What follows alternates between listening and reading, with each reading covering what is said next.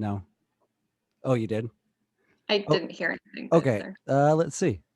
It is recording. Okay. Um, so that being said, thank you very much, Autumn, for joining us tonight. I know that you are very busy, but you are not too busy to share some of your light with us. And you have a very bright light that I think the world would really benefit from exposure to. So that being said, I was thinking of titling this chat video something along the lines of mental, physical, and spiritual health with Autumn Smith. And then we can add some acronyms after that to give people an idea of the kind of work that you do. Um, so, would you like to introduce yourself a little bit and explain what kind of work you do? Sure. So my name is Autumn Smith. I am 32. I'm a mom of 3 boys. They're ages 16, 10, and 8. And I've been a nutritional therapist for the last 13 years. And I'm also an intuitive healer and psychic medium. Okay. Your intuitive healing. I want to tell a quick story on that because you did a reading for me 2 years ago, 3 years ago, maybe. Do you remember? I kind of remember bits and pieces of it. So there were two things that really stuck out. You mentioned my liver, which is something that the doctor had mentioned. Your enzymes are high. I was um, aware of that, but being that we haven't actually seen each other in forever, how in the heck could you know that? And then also my right leg. I have had many chiropractors tell me I have like either a limb length discrepancy, so one leg's taller than the other, or one hip is off, or just every chiropractor will tell you something different. But I've always known that right leg knee area has had an issue. And you said you had to actually look up the specific muscle because it's a really kind of small muscle, the peroneal muscle, and I knew that there was something there, and it was just you just blew me away. And so, um, can you talk a little bit about your process, or how you divine this information? Yeah, sure. So every psychic medium or every intuitive healer has their own unique process. Like nobody's going to be the same. The information that they get is not going to be the same. Um, I like to say that for each healer, it's like we're looking at a house. Like our client is a dollhouse basically, and we each are looking through a different window. So maybe for me, my perception, my window is maybe looking in the kitchen, whereas another healer might be looking in the bedroom, So, it's different for every person, but this has just been something that I have been cultivating ever since I was truly a very small child. I can remember um, always been an empath, right? Like I've always been able to feel everything from everyone. I've always been able to pick up on everybody else's emotions around me. But as a kid, I didn't understand any of that. And as a teenager, certainly didn't understand that. So we look for ways to kind of numb ourselves, because like the world's a little bit too much. But as I got older and I started to understand what is wrong with me, but there wasn't really anything wrong with me. It was just that I was very sensitive. I was able to grow those gifts, those abilities. And so now it's really just like a sense of knowing or feeling. When I look at a client, I do all of my work long distance at this point now. So when I'm working with a client, I see a silhouette and then I'll see different areas in their body start to light up, like different colors, different feelings. And then I'll feel physical sensations within my body. Um, I kind of use all these different things. Like I said, I see colors, I feel things, I feel emotions, and then I just get these bits of information that just kind of drop in. I have no real way of explaining it or knowing how I know these things. It just, comes in. Like, so you mentioned about you, right? And the leg and that sort of thing. So I don't always remember all the sessions that I do either, because it is channeled information. It just comes in and then it's gone. And, I do try to write notes and, that sort of thing for my clients to refer back to, but very rarely do I actually remember everything that was addressed. But so for you, if I'm looking at the silhouette, I'm scanning their body and I will see, okay, my attention is being brought to, the hip, the knee, the leg. I'm seeing a lot of red. I'm seeing a lot of inflammation. I'm seeing, these lights kind of lighting up here. I'm seeing the liver looks to be enlarged. That's kind of my process. I don't there isn't really like a process to it, right? Yeah. And so I was literally earlier today thinking about my own journey, so physically, mentally, and spiritually, on the whoops, sorry, I got some headphone stuff, but on the spiritual side, intuition, you cannot explain it. You just can't, but you have it and you know it. And it's so frustrating because people just don't believe you. They don't understand you. It almost, it makes it difficult to connect with people. And you mentioned like you thought something was like wrong with you. And when you don't understand that you possess that power, it's frightening and frustrating and stressful and all these things. And so I have some of my own intuitive, yeah, this is about you. So, okay. Thank you for sharing that part of it. You also do some diet and nutrition coaching, or I don't know what the right word is, but yeah, let's talk about that for a moment. Sure. Okay, so I'm a functional nutritional therapist. So it's different than a registered dietitian. It's different than, a nutritionist. And so the functional piece of it means that legally I have the ability to touch people. Basically, I'm allowed to perform different tests and I'm allowed to put my hands on their body. I can do more than just the counseling portion of it. But that is kind of it. What I do in a nutshell is I'm advising people based on whatever they're coming to me for, if they have specific health issues that they're concerned about, or maybe they just want, general overall just like well-being. We work on their diet and what they can include or avoid in order to have as healthy of a diet as they can for that particular individual.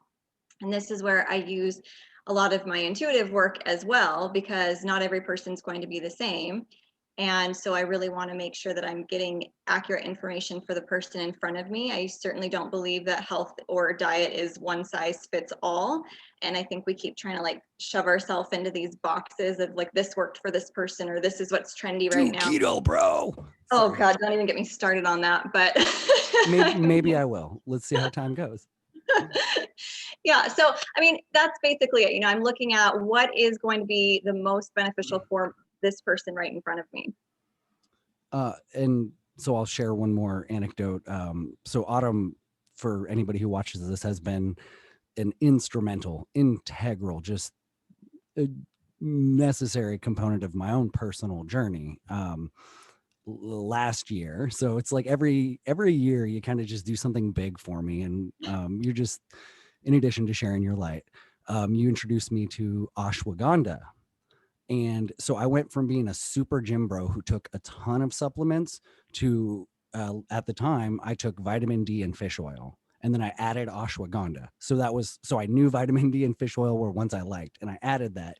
And it just provided me with this level of, I can sense when my body gets like just vibrates and I get spun up, is my expression. And it's like an internal vibration thing. And it's so hard to explain how a supplement can help with that. But after about 2 weeks in, I just noticed that I was vibrating slower or lower. And I know like the hippie new age thing, everybody talks about like raising your vibration. But for me to be grounded and chill is just so valuable. Because I'm just so stressed, but my body just felt a little bit less stressed. And so that's one example of how you have helped me. So thank you for that. I had a question, but it's going to require a rant first. So prepare yourself. I'm going to rant, but it also hopefully give you time to answer it. I want to address this topic delicately but directly. I'm not trying to fat shame anyone. It's really unfortunate that the idea of anything to do with living a healthy life is now fat shaming. I'm being slightly hyperbolic, but it does feel like you just can't even talk about health and wellness anymore. It's almost a taboo. It's so weird. And with 75% of Americans either overweight or obese, I would consider that a freaking pandemic. What is the easiest thing someone can do to just begin the journey of losing some weight? And I say that with love because I want people to be healthy and happy. So I'm really just trying to be compassionate. Right. So that's right. We know this is a loaded question. And I certainly don't want to be inconsiderate to anybody that is experiencing this journey, you know, or dealing with weight issues. There's so much to this. And first of all, I think one of the most important things to understand is that this is about health. This is not about body image. This is not about, you know, you're not valuable or worthy if you're overweight. It's not about any of those things. We are strictly talking about in the terms of the physical body and how the physical body functions and what is going to be the best thing for longevity. We want a healthy weight. It doesn't mean that you have to be, you know, women, you don't have to be size 2, men, you don't have to be, you know, 180 pounds. Like, that's not what we're talking about here, because again, this is going to be a very unique thing for each individual based on their genetics and their bone structure and all of these things, right? So we're not talking about being skinny. We're talking about what does it take to be healthy? What does a healthy body look like? And how do we get a healthy body? The biggest thing for me that I really want people to understand when it comes to weight is that we have to really get back to our basics. And that is why, as Americans, we have the largest, you know, body-wise population. And I don't mean that in a bad way, but it's true, right? Like, Americans, we have a reputation for being larger people. And why is that? Well, let's take a look at our lifestyle. Let's take a look at the food that we are putting into our body. Other countries don't have the food system that we have. They don't have GMOs, they don't have pesticides, you know, or they're very regulated. They don't have a lot of food-like products, which is what most Americans, you know, the standard American diet, that's what most people are eating. They're not eating food anymore, they're eating food-like products. And this is a huge thing for people to understand. Toxins are stored in the fat tissue. So if we don't have enough tissue and we have too many toxins in our body, then our body will create more tissue trying to protect us from those toxins. It doesn't want those toxins circulating the bloodstream. It wants to keep you safe. And so then this, I'm going to go on a positive rant. feedback loop. That's a positive feedback loop, it sounds like. Right. So it's trying to store these things. It's trying to help you. Okay. But we need to do our job by quit poisoning our bodies, quit putting toxic things into our body. There are certainly things that we can't help. Like, there's exposures from water, there's exposures in air, there's things that have just been inherited that, you know, we have been born with. There are toxins coming from all of these areas, but we do have control over the food that we eat. We do have control over choosing fruits and vegetables and healthy foods. Then another point being, you know, we don't have enough education around this, like proper education that is not directly related to benefiting some sort of industry or something like that. We have I mean, this goes back to like the 30s, really, with the meat and the dairy industry. So there's a long line of who's benefiting from our food pyramid, from our guidelines, and telling us what to eat, and get your calcium from dairy, and you need your protein, and you need all of these things. If you actually follow the trail back and see where did these campaigns come from, who started it, why did it get started, it's shocking.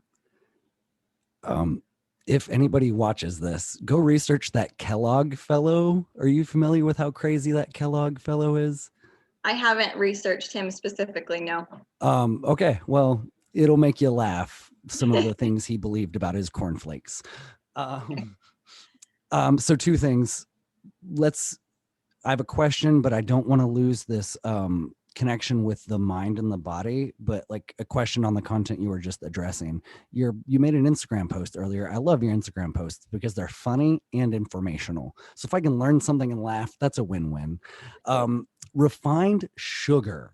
So I eat way more candy than I should, and I'm working on it, and I'm trying to transition away. So like a Kind bar, does that have refined sugar, or is that an okay snack?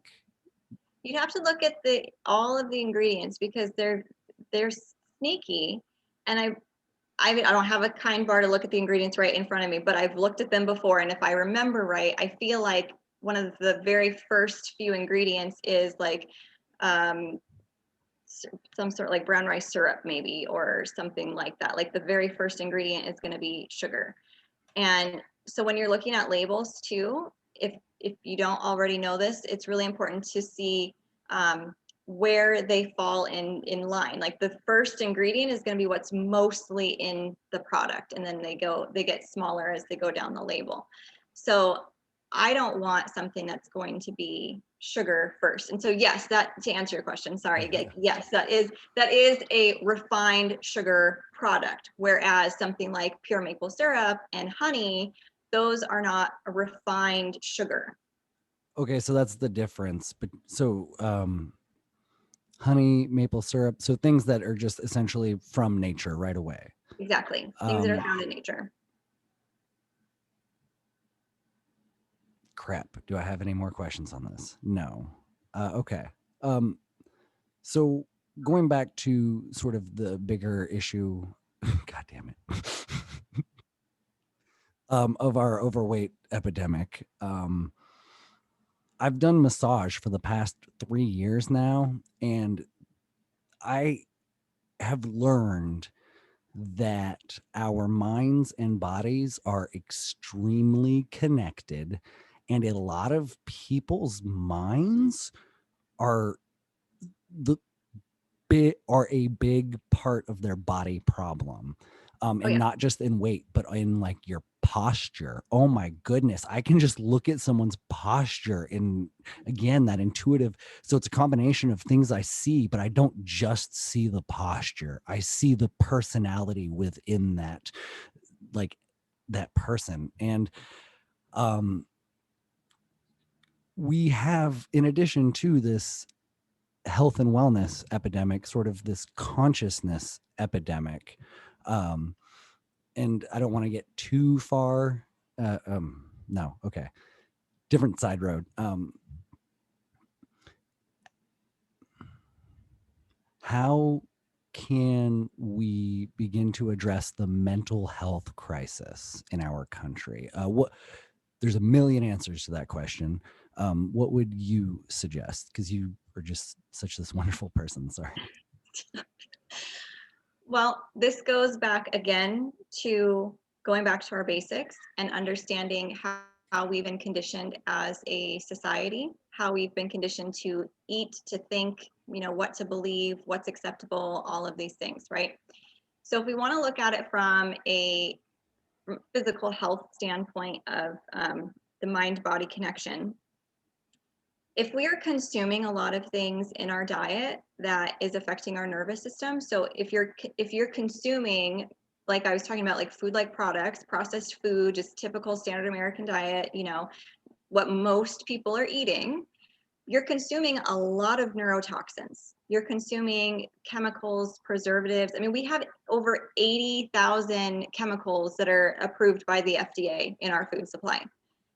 And then, no, go ahead. I was just going to ask, can you elaborate a little bit on like maybe what a neurotoxin is, or because I've heard that term and it sounds self-explanatory, but can you just explain a little more?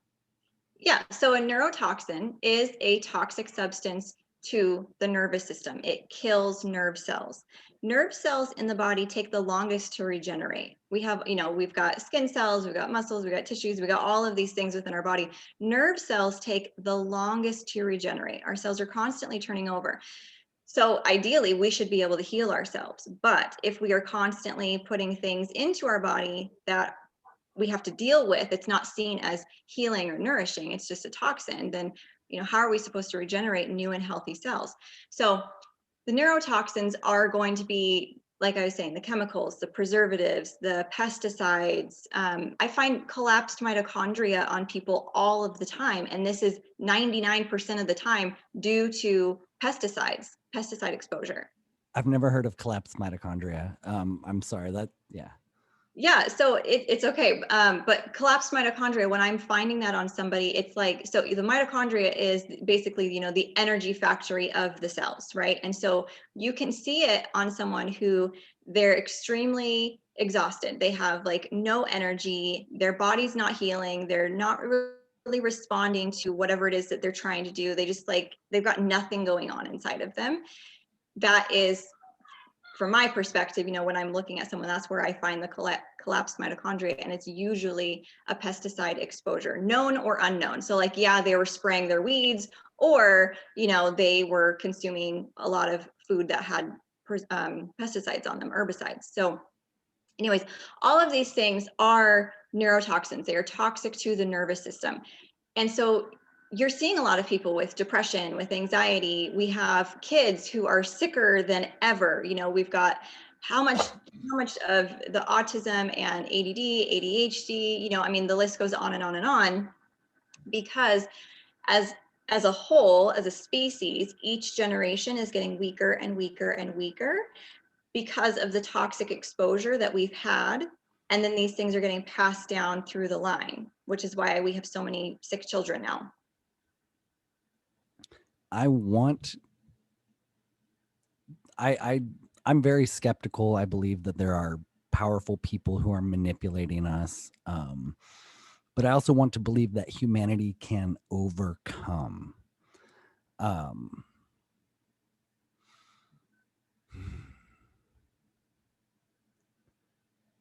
There's so much going on in the world that is dividing people, which is making it so hard to get any progress. And I talk about that all the time.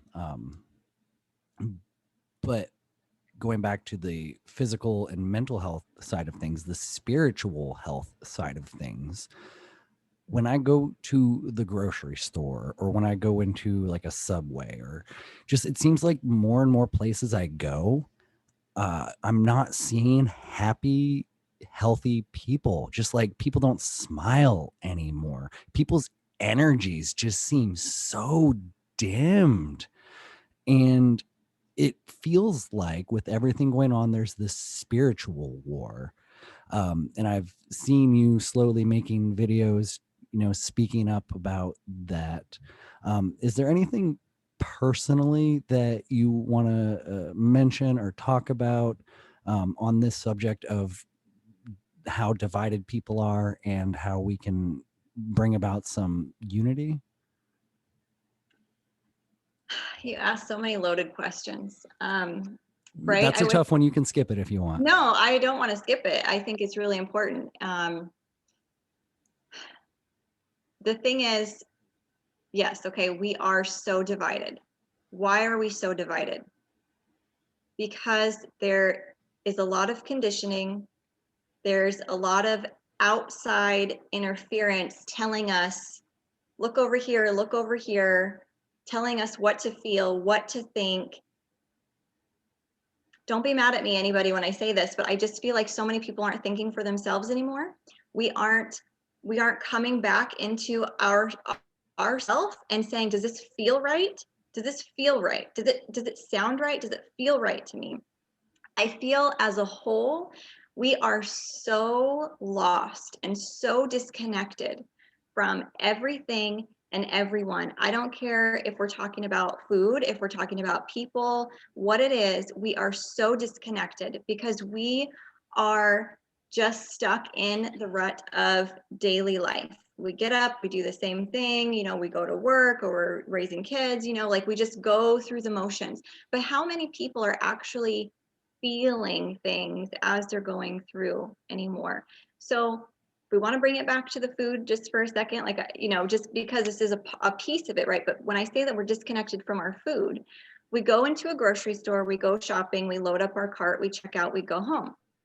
Nobody stops to think, well, what did it take for this food to get here into this store? What did it take for that animal to have been butchered and now put on the shelf for me to consume? So that's what I mean when I say we're so disconnected. We aren't growing our own food anymore. We aren't even walking the lands. We aren't in tune with the energy. We don't know what all has gone into the food that we are consuming. Where did it come from? Whose hands have been on it, like what's been done to it. We don't even think about that. We just go to the store, we pick up our food, that's it. It's so different than if you were to actually grow that food yourself and be in tune with the energy of that food and like understand the whole process of what it took to get this. Now, that's just one example, but the same thing goes for humans and interacting with each other. We are so disconnected from each other's story. It's a very me. It's all about me. It's all about, well, how does this benefit me or how does this affect me? We aren't even understanding the consciousness as a whole, how it's a ripple effect. Everything that affects one person affects another person, whether you realize it or not. And so again, that's where I'm coming back to, like, we aren't really taking the time to think for ourselves. Does this feel right? Is this what I believe? Is this in alignment with me? I just feel that if everybody shut the world out just for a minute and brought it back into themselves and just focused on healing yourself, that does so much for the people around you and for your community and for society as a whole. If you just stop listening to everything that's going on around you and you just focus on healing your own stuff, you focus on being a good, kind, compassionate person, you focus on making connection where you can, you focus on healing your physical body, that too will have a ripple effect and support everyone around you. That's my rant. I knew this was going to happen. You said there's like 3 directions I want to go on this. I'm going to try and weave them all in. You mentioned the people are disconnected. I want to use another word, distracted. Think about all the drugs, like the opioid epidemic. America is going through a lot of epidemics, but and I'm very passionate about like people, right? But there's all these problems that are affecting people, and it's like, wake the fuck up, people. Excuse my language. The war on drugs, specifically criminalizing cannabis, which has disproportionately affected the African-American community. It is Black History Month. So I always, when I have an opportunity, I want to mention that I am very thankful I get to participate in the use of that. But there are people in jail right now still just for like possession of it. So it's this very bittersweet thing every time I participate. But I feel like it allows me to relax, but it doesn't take me away from people. I can still connect with people. But I'm going to get on another quick soapbox. I don't know if you've ever participated in like a psilocybin or a magic mushroom experience, but I think there is tremendous potential there as well. I just see so many people and I just want to just look at them and I just want to like look them in the eyes and hug them and say, there's this facility around the corner that does these treatments. And I really think it would be a great restart or just a boost or a jump start, just something. There's so much power and potential there, but the pharmaceutical industry doesn't want you to do these things like pot, like natural. You're saying get back to the earth, just a fucking plant. It is just a fucking plant. And so they would much rather prescribe like Adderall and Ritalin and all these other fucking drugs that these kids don't need. Right. Sorry. Okay, so that's the disconnected piece. But then going back to the food piece as well, this is going to sound to people who are new to the hippie new age movement, it's going to sound crazy, but when I buy really, really cheap meat because times are tough, I've actually been eating less meat because I don't want to buy cheap meat, because it just, I can, like, as I'm eating it, I can taste just like the sorrow and the sadness of the fucking slaughterhouse. I still am eating meat, but it's like I'm trying really hard to source better quality meat. And I at some point I'll probably be more vegetarian, but just with my lifestyle and whatnot, I feel like I need meat right now. And I just want to shout out again real quick, Seattle, Washington. I'm very thankful that I got to spend a lot of time there, learning from the indigenous culture, because they have this appreciation for everything. I remember growing up learning about the whales, the whale hunting. They used every piece of that whale, and then they were so in touch with the land, and they were just so in touch with the spirit of Mother Earth. And so a lot of these industries that we talk about, we're seeing the bad side of the industrial revolution. And so while modernity gave us all of these awesome monuments to what man can create, it also came at the expense of us losing our connection with ourselves. And I have mentioned we have a spiritual war going on, but it's going to lead to a second renaissance, like a new awakening. The lifting of the veil is like the hippie new age community talks about. And so if you can, I still think you can eat meat, but I would suggest people trying to source just the highest quality meat.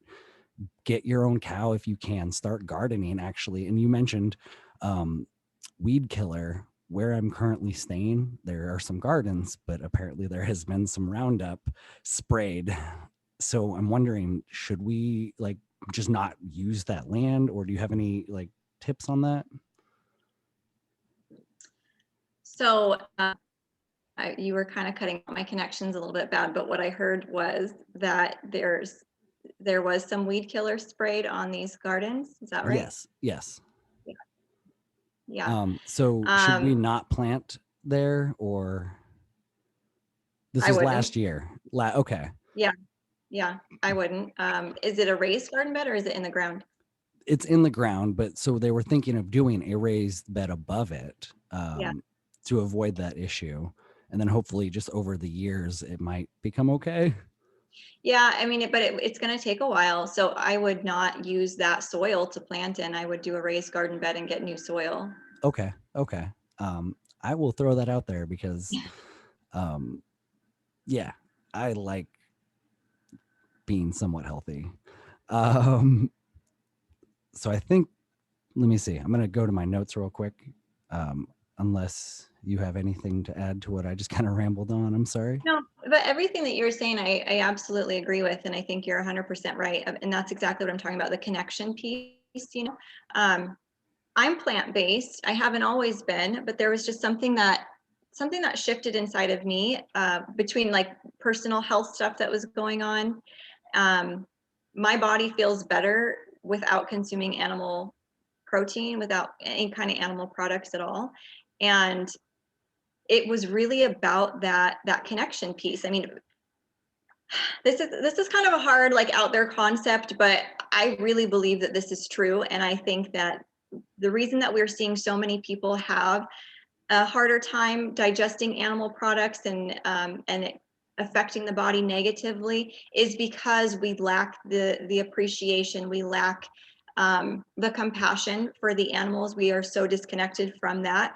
I don't think it's always been a bad thing for the human body. I think back when, like with the Native Americans, when, they would use all of the animal, nothing would go to waste. They had a ceremony for the animal. They were so appreciative. They had so much gratitude. They used every piece of it because they didn't want any of it to go to waste, because they truly honored that animal for giving up its life to sustain them. And I think that is what has gone wrong. And it's not of, it's hard to say whose fault is it, right? But it is about, you know, modern times and the industrialization of everything, quick access, you know, all of these things. We've just been so far removed from our roots. And so again, this is what I'm talking about when I always say, go back to basics, go back to basics. Like, get back in touch with yourself, get in touch with the earth, get in touch with the food, like go back to the basics. This is where we've really gotten off track. So anyways, I just wanted to say that too. Yeah, I totally agree with all of that. You reminded me of another thing that I wanted to talk about that you mentioned. Everybody's so freaking busy. So we're busy for two reasons, and well, two main reasons I see. Everybody's living paycheck to paycheck, and we live in because partially we live in a materialistic, super materialistic culture.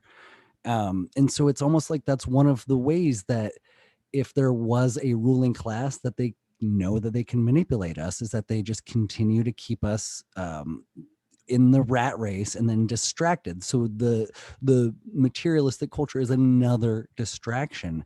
And so everybody, and I have my vices, I'm not perfect at all, but just when I talk about these people who, like, I bet you 7 out of 10 people don't even know what self-actualization is, let alone that they bloody damn well should be pursuing it. That gets into like people like, okay, so there's this really, I love the yin and the yang, right? That idea. So there's this expression, a Zen expression, your life belongs to you, and it doesn't. Because that just embodies the fact that you deserve independence, you deserve agency, you deserve freedom, but that comes with responsibility and commitment to your community and your tribe. And we've really just become so selfish, and it just feels so manufactured. Ooh. So this isn't super connected to food, but it is kind of affected. If you're so busy working 8 to 10 hours a day at a job that you just don't like, that you're not paid very well at, and you don't know how to cook, like if you didn't have a parent at home, most of us didn't have a parent at home, you don't know how to cook, the last thing you want to do is cook yourself a shitty tasting meal at the end of a long day, because then you have bad tasting food and you feel shitty about yourself because you can't even cook well. I love the idea of universal basic income, but I hate the idea of taxation and government. We need to take care of each other, but the common enemy, I think, is the government. And I know it's a very controversial thing to say, especially if I do try to get this on YouTube, but it would help if people just weren't so busy just trying to serve the machine. Right. Yeah, I think this is where the way that I feel about it is coming back to yourself. Does this align with me? Is this who I'm about? Is this what I'm about? You know, we have to accept the fact that we do live here. So how can we make it work for us? You know, I feel that there are a lot of outside powers that do try to control and manipulate. So how can we align within ourselves? I mean, we've got to play this game. This is the game that we're all in, like it or not. So we've got to play. So how do we come out on top? How can we do that? And I really feel that it is about aligning with yourself and figuring out, like, what am I here to do? What is my unique journey? What am I here to do and to help create and to manifest? Because every single one of us comes in with this beautiful ability. We all have these amazing gifts to share with the world. So what if we all started using them for good? What if we all started trying to work together with our community and support each other? By supporting you, it doesn't take anything away from me. like, and that's, I think, the mentality that so many people are in, is that, well, if I help this person, or if I do this, either what am I getting out of it, or if they're successful, that means I'm not. Like, that doesn't even make any sense. And everybody's just they're in like competition mode. They want to keep everybody else down around them so that they can move up the ladder. But how, if you're moving up and nobody else is, like, we're not moving up as a whole. It just doesn't make sense to me. One of my favorite expressions is a rising tide raises all ships. Now, you might get attacked when you say that because it does not result in equity, which is a whole conversation I don't even want to start on. Manifesting. You independently manifest your reality, and collectively we manifest the collective reality. And so more and more people, I think, are waking up to what's going on, and the future is going to require more people to know how to manifest. And I get every year, right? So like this year, so 3 years ago, it was the reading, 2 years ago, or a year ago, it was like the ashwagandha. And this year it's the manifesting. You really helped me work on my manifesting, in just through your support in a lot of ways. The human design, is that something that you want to talk about? Is that something you're doing now, or is that part of the future? I'm not personally doing it, like, I'm not offering it as a service, but it's Okay. something that one of my healing collaborator partners, she offers it as a service. Um, I'm happy to speak on it. I'm not an expert by any means, but I definitely think it's worth people looking into to understand themselves a little bit more. And so the idea behind it is that every single person, we have 9 different energy centers in our body, and every person's design is unique based on whatever it was that they came here to express in this lifetime, whatever it was that they were here to do. And the thing is that we all have exactly everything that we need in order to fulfill our divine mission, whatever that is, whatever we came here to do. We have a beautiful set of gifts and tools in our toolbox to work with. The problem is, right, when we start comparing ourselves to other people and we're trying to keep up in the rat race, and we're saying that, well, this person has this and I want this, so I need to do it like that. That's all wrong. Like, you might be doing things that are so against your design. So just for the sake of this conversation, like, you and I being projectors, our energy type being projectors, we are not meant to work a 9 to 5 job. We are not meant to keep up with the rest of the world. We're meant to kind of sit back, take it in, let people come to us instead of pushing our way through this world. But that's what our society looks like. Hustle, hustle, hustle, more, more, more, busy, busy, busy. And we're all burnt out. So, anyways, For the I record, I know how to work. Like, I can work really hard when need of be. course you do. I like, just for people who might think Yeah, that I don't work, I fucking know how to work. I'm just saying. yeah, and I'm really sorry if it like came off that way, because No, that's no, totally not meant at all. that's Um, other people, not you. yeah, no, so we're fully capable of it, but to utilize our energy the best way, that's not how we are programmed. That's not how we are going to be our best person. If we were completely exhausted all of the time because we don't have our own energy source, that's not going to be beneficial for us as people, and we're not going to be able to help other people.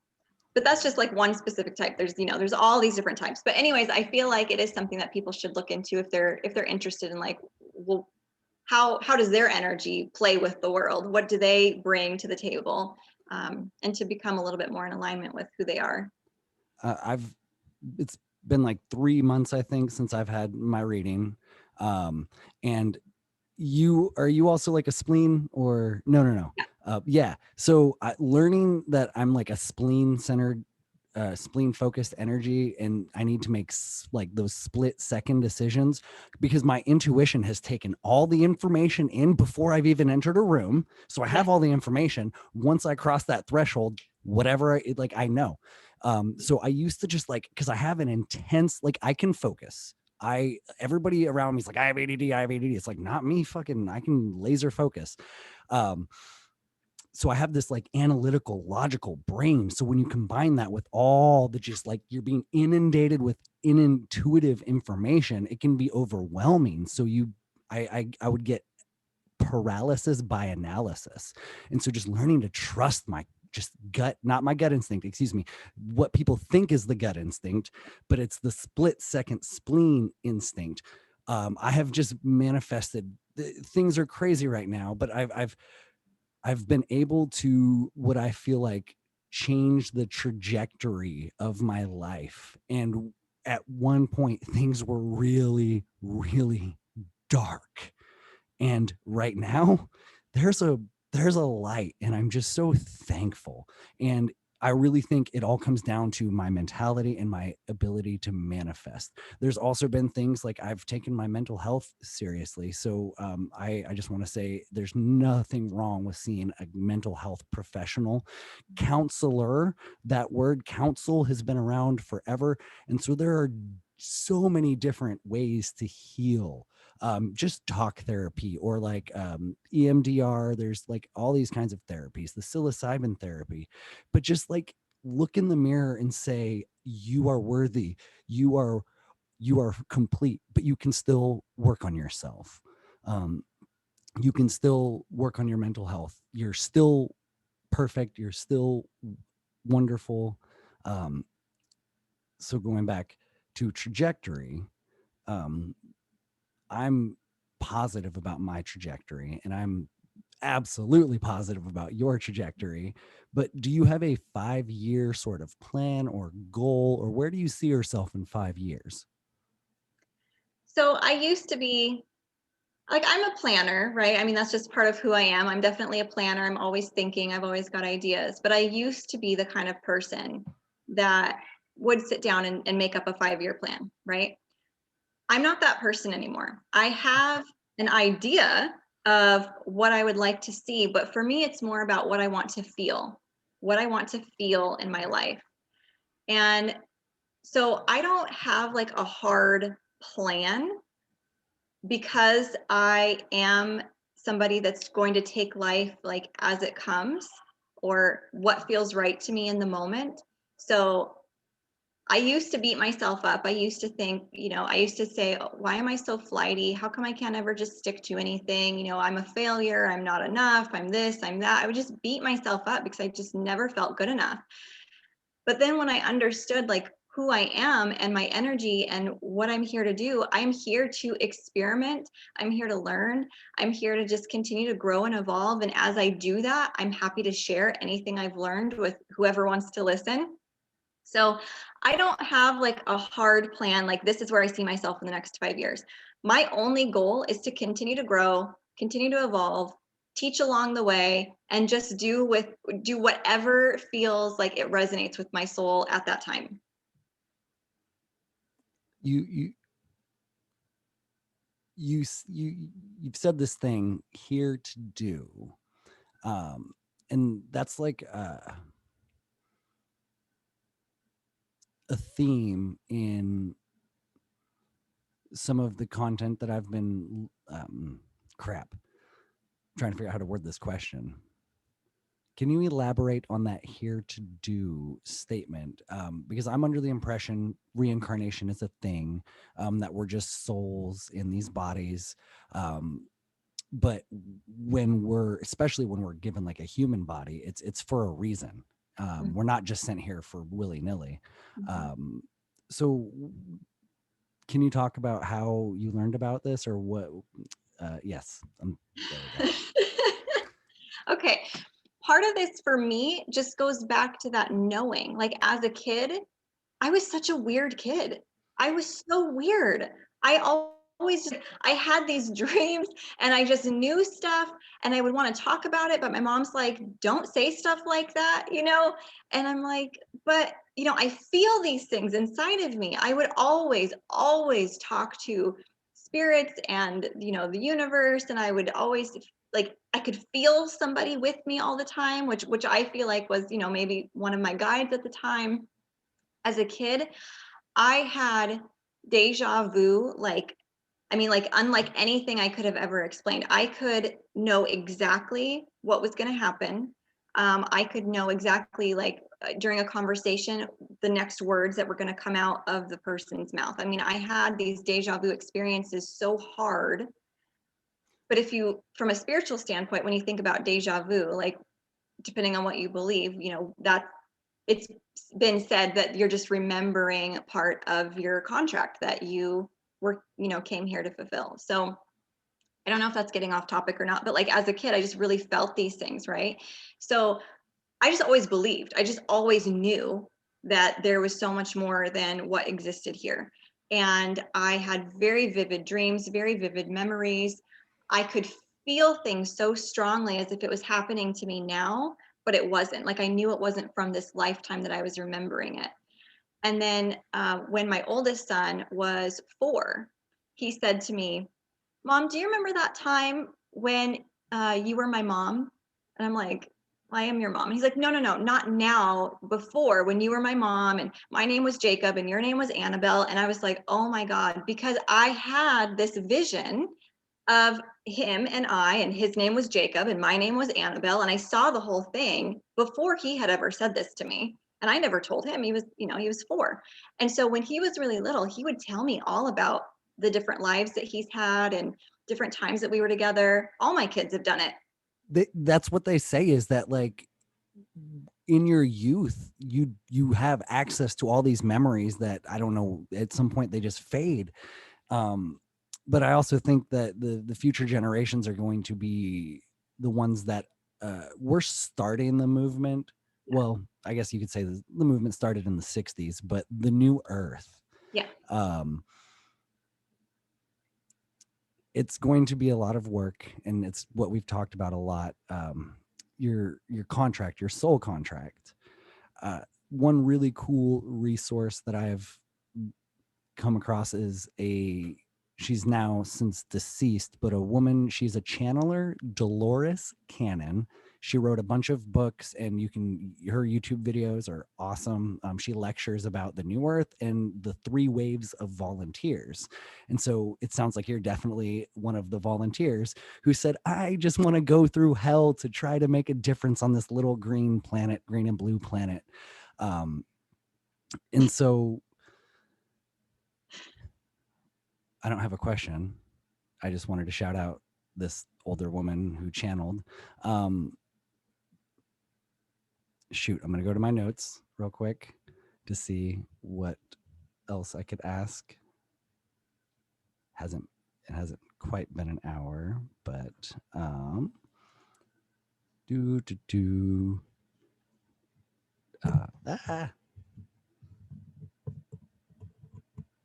sorry. That's all right. I